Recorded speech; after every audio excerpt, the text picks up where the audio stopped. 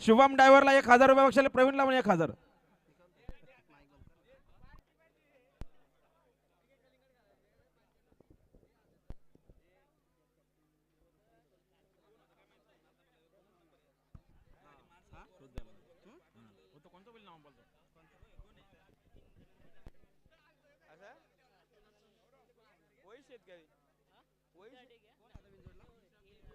हा आत्ताची शर्यत झाली, शर्यती पेंडिंग ठेवले पंचानी.